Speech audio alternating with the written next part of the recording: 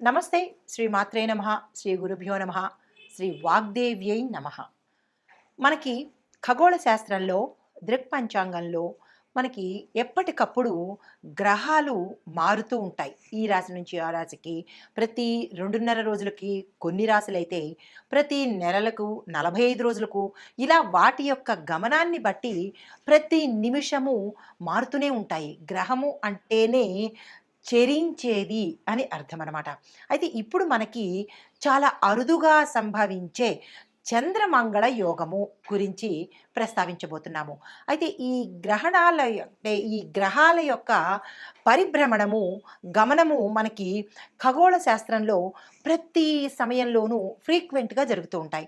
అయితే ఈ ఒక రాశి నుంచి మరొక రాశికి ప్రతి గ్రహం మారే సమయంలో కొన్ని కొన్ని గ్రహాల కలయిక, ఒక్కొక్కసారి 2 గ్రహాలు కలుస్తుంటాయి.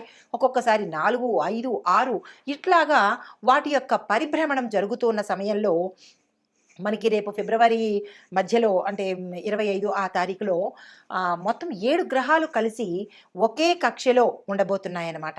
అంటే ఇట్లాంటి వింతలు మన ఖగోళంలో ప్రతి నిమిషము జరుగుతూ ఉంటాయి. కొన్ని సంవత్సరాలకి అరుదుగా జరుగుతూ ఉంటాయన్నమాట. అలా అరుదుగా జరిగినదే ఈ చంద్రమంగళ యోగం అన్నమాట. అయితే ఈ చంద్రమంగళ యోగం వల్ల, ఈ రాశులు మారడం వల్ల ఆ రాశి యొక్క గుర్తులకి రకరకాల ఫలితాలు వస్తూ ఉంటాయి. ఆ గుర్తుల్ని మనం అనుసంధానం చేసుకుంటూ ఏ రాశిలో ఏ గ్రహాలు ఎట్లాగా పరిభ్రమణం చేస్తున్నాయి, అవి ఏ సమయంలో చేస్తున్నాయి, వాటి యొక్క ఫలితాలు ఎలా ఉండబోతున్నాయి అనే అంశంలో మనకి ఫిబ్రవరి 26వ తారీఖు మాస శివరాత్రికి అంటే ఇలా ఒక రాశి నుంచి మరొక రాశికి మారుతూ ఉండడం వల్ల అద్భుతమైన ప్రయోజనాలు ప్రతి ఒక్క రాశి వారికి కలగబోతున్నాయి. అయితే ఈ క్రమంలో ఫిబ్రవరి 26వ తారీఖు 2025 మహాశివరాత్రి సందర్భంగా మకర రాశిలో కుజుడు చంద్రుడితో కలయిక అవ్వడం వల్ల చంద్రమంగళ యోగం అనేది సంభవించబోతోంది. అయితే మనకి ప్రతి ఏడాదిలోనూ ఫాల్గుణ మాసంలో కృష్ణపక్షం చతుర్దశి రోజున మనకి మహాశివరాత్రి వస్తుందన్నమాట. అయితే ఈ సంవత్సరంలో ఫిబ్రవరి 26వ తారీఖు ఏర్పడబోతోంది. ఈ మహాశివరాత్రిని మనం చాలా వైభవంగా జరుపుకుంటూ ఉంటాము. ప్రతి నెల వచ్చేది మాస శివరాత్రి అయితే, మహాశివరాత్రి సంవత్సరానికి ఒక్కసారి వస్తుంది. అయితే ఈ క్రమంలో శనిదేవుడు తన సొంత రాశి అయిన కుంభరాశి నుంచి శనిదేవుడు, శుక్రుడు, సూర్యుడు అరుదుగా కలయిక జరగబోతోంది. దీన్ని త్రిగ్రాహి కలయిక అంటారు. 3 గ్రహాల యొక్క సంయోగము, కలయిక అనమాట. ఇది చాలా అరుదుగా మన ఖగోళ శాస్త్రంలో జరగబోతోంది. అయితే ఇది ఇలా జరగడం వల్ల మనకి ఏమి ఏర్పడబోతోంది, ఏ ఏ రాశులు ఎలాగా మనకి ఎఫెక్ట్ అవ్వబోతున్నాయి అనే అంశాలని చూద్దాము. అయితే ఈ కలయిక 300 సంవత్సరాల క్రితం ఒకసారి జరిగింది. మళ్ళా తిరిగి ఈ సంవత్సరంలో జరగబోతుందన్నమాట. అయితే ఈ చంద్రమంగళ యోగం అంటే ఏమిటి? అందరికీ అంటే సంశయం రావచ్చు. చంద్రమంగళ యోగం అంటే ఏంటి? అది కూడా ఒక యోగమేనా అంటే, ప్రతిసారి మనకి కొన్ని యోగాలు, కొన్ని రాజయోగాలు, కొన్ని మహారాజయోగాలు కూడా ఈ గ్రహాల మార్పు వల్ల జరుగుతున్నాయి. ఇప్పుడు మనం ప్రస్తావించుకోబోయే అంశము చంద్రమంగళ యోగం అన్నమాట. అయితే ఈ చంద్రుడు, మంగళుడు కలిసి ఒకే రాశిలో ఉంటూ పరస్పర దృష్టి అంటే ఇద్దరు ఇలా ఎదురు బదురు చూసుకునే దృష్టి కలవడం అనేది చాలా అపురూపమైన సంయోగము. ఆ సంయోగమే మనకి ఇప్పుడు కలగబోతోందనమాట. అయితే దీనివల్ల మనకి ఏమిటి జరుగుతోంది? ఈ 2 గ్రహాలు ఎదురెదురుగా చక్కగా చూసుకోవడం వల్ల విశేషమైన ధనప్రాప్తి, దానితో పాటు ఆత్మవిశ్వాసము, సాహసము, తర్వాత శరీరంలో బలము అంటే ఆరోగ్యపరంగాను ఇలాగా అన్ని విశేషమైన ఫలితాలు మనకి ఈ 2 గ్రహాలు ఇవ్వబోతున్నాయి. అయితే ఇది గోచార రీత్యా, దృక్పంచాంగం రీత్యా ఖగోళ శాస్త్ర రీత్యా జరగబోయే ఫలితాలు మేషాది ద్వాదశ రాశుల వారికి. ఇదేంటి అయితే వ్యక్తిగతంగా మరి మాకెలా తెలుస్తుంది అనేటట్టుగా చూసినట్టయితే కనుక ఈ వ్యక్తిగత సమగ్రమైన జాతక పరిశీలన చేయించుకుంటే ఈ 2 గ్రహాలు అంటే ప్రతి జాతక చక్రంలోనూ మనకి 12 భావాలు ఉంటాయి. 12 భావాలు అంటే లగ్నం నుంచి 12 స్థానాలు అన్నమాట.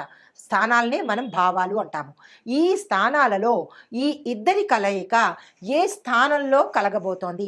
మొదటి స్థానం మనము లగ్నం అని చెప్పుకుంటాం. తను భావము అంటే తన యొక్క భావము, రెండో భావము, మూడో భావము, ఇలా ఒక్కొక్క భావానికి ఒక్కొక్కళ్ళు. 4వ భావమేమో మాతృభావము, మూడో భావము భ్రాతృ అంటే అన్నదమ్ములు కానీ అక్క చెల్లెళ్ళు కానీ, ఇలాగా 7వ భాగము కళత్రము అంటే భార్య కానీ భర్త కానీ, ఇలా లాభాలు కర్మ ఇలాగ ప్రతి ఒక్కటి అంశాలుగా ఉండబోతున్నాయి. అయితే ఈ వీరిద్దరి కలయిక మీ యొక్క జాతకంలో ఎక్కడ కలుస్తోంది, ఎలాంటి ఫలితాలు వస్తున్నాయి అనేది మీరు వ్యక్తిగతంగా తెలుసుకున్నట్టయితే కనుక మీకు తెలిసిపోతుంది. అయితే ఇప్పుడు ఈ చంద్రమంగళ యోగం వల్ల మేషాది ద్వాదశ రాశుల వారికి సమగ్రంగా ఎలా ఉండబోతోంది అంటే ఫిబ్రవరి 26 నుంచి ఈ జాతకాలు ఎలా ఉండబోతున్నాయి అనే అంశంలో ముందుగా చంద్రమంగళుడు కలిసి ఉండడం వల్ల మనకి స్పష్టమైన ఆలోచనలు, ధైర్యము, బలము, ఆరోగ్యము, తరువాత ఇట్లాంటి ఆత్మవిశ్వాసము, ఆకస్మిక ధనప్రాప్తి, యోచనా శక్తి, ధారణ శక్తి, ఇట్లా ఒకటేంటి అన్ని శుభ ఫలితాలను వీరిద్దరూ ఇవ్వబోతున్నారు. అయితే ముందుగా మనము మేషరాశి వారిలో కనుక చూసినట్టయితే ఈ ఒక్కొక్క రాశిలో అన్ని రంగాల వాళ్ళు ఉంటారు కదా. విద్యార్థులు, రాజకీయ నాయకులు, చిత్ర పరిశ్రమలో ఉన్న వాళ్ళు, వ్యాపారులు, వ్యవసాయదారులు, ఇలా ఒక్కొక్క రంగంలో ఉన్న వారికి ఎలాంటి ఫలితాలు ఉంటున్నాయి, ఆ రంగంలో అప్పటికప్పుడు నేను మీకు రెమెడీలు చెప్పేస్తాను. ఉదాహరణకు విద్యార్థులు ఉన్నారు. విద్యార్థులకు ఈ చంద్రమంగళ యోగం ఎలా కలిసి వస్తుంది, అప్పటికప్పుడు రెమెడీస్ ఏం చేసుకోవాలి అనే అంశాన్ని చాలా విపులీకరంగా స్పష్టంగా నేను మీకు ఇప్పుడు చెప్పబోతున్నాను. తదుపరి రాశి మీనరాశి. మీనరాశిలో ఉండేవారికి ఈ చంద్రమంగళ యోగము ఎలా ఉండబోతోంది, వాటి యొక్క ప్రభావం ఏమిటి అంటే ముందుగా ఉద్యోగస్తులకు మీరు ఆశించిన పదవులు పొందుతారు, మీరు ఆశించిన ఉద్యోగాలు పొందుతారు, మీరు ఆశించే ఫలితాలను కూడా పొందే అవకాశం కనబడుతోంది. ఈ సమయంలో మంచి మంచి ప్రమోషన్స్ వస్తాయి, ప్యాకేజీలు పెరుగుతాయి, మీరు ఊహించిన పదవులను పొందుతారు.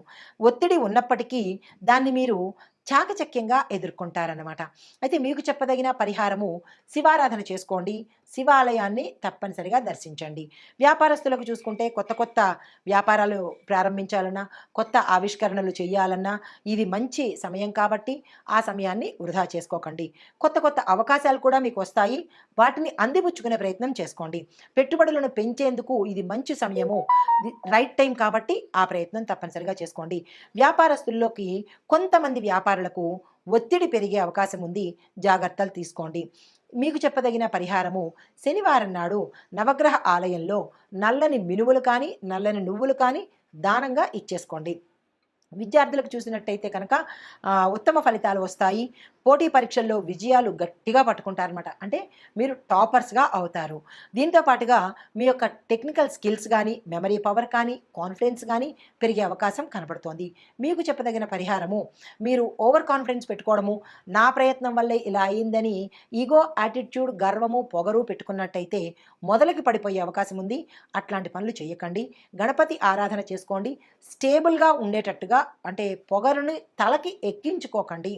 అది గ్రహాల యొక్క అనుకూలత, దాంతోపాటుగా మీ యొక్క శ్రమ కాబట్టి అది మీ ఒక్కరిదే అన్నట్టు కాకుండా మంచి బ్యాలెన్స్డ్గా ఉండడం అనేది నేర్చుకోండి. అయితే వ్యవసాయదారులకు చూసినట్టయితే కనుక మీ రంగంలో మంచి లాభాలు వస్తాయి. సీజనల్గా వేసుకోండి. ఎరువుల విషయంలో జాగ్రత్తలు తీసుకోండి.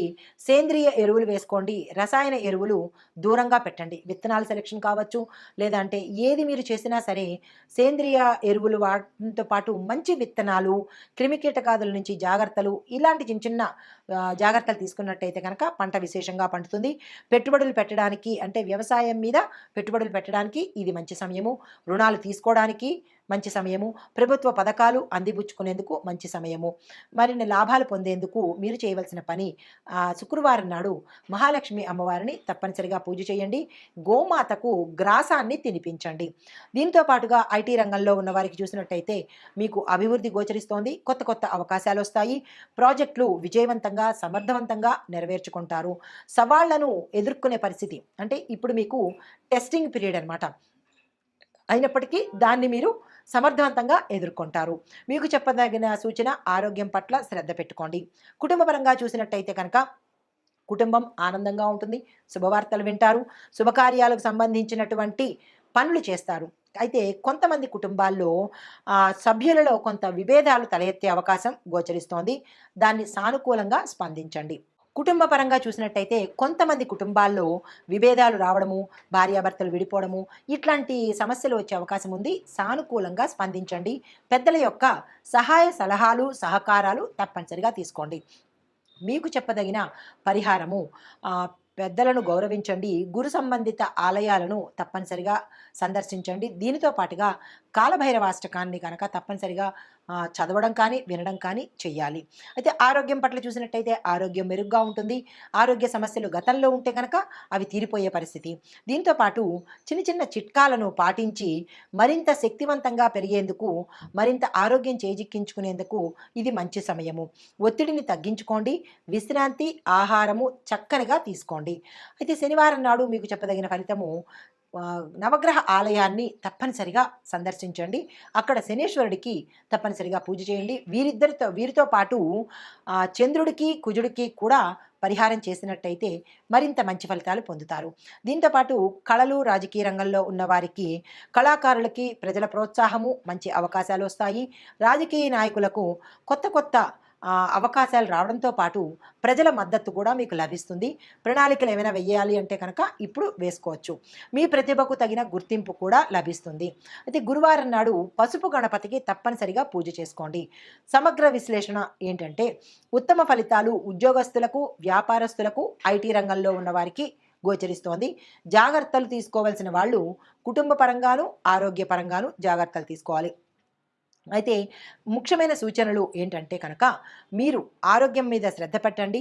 కుటుంబ సభ్యులతోనూ కుటుంబాల్లోనూ జాగ్రత్తగా మెలగండి. సమస్యలు వచ్చే అవకాశం ఉంది కాబట్టి ఆ సమస్యల్ని సమన్వయంతో పరిష్కారం చేసుకోండి. పనిలో శ్రద్ధ పెట్టండి. ఎదుటివారిని గౌరవించండి. ఇది ఈ రాశి వారికి చెప్పదగిన చంద్రమంగళ యోగము, దానితో పాటుగా గోచార రీత్యా ఫలితాలు, ప్రభావాలు. నమస్తే.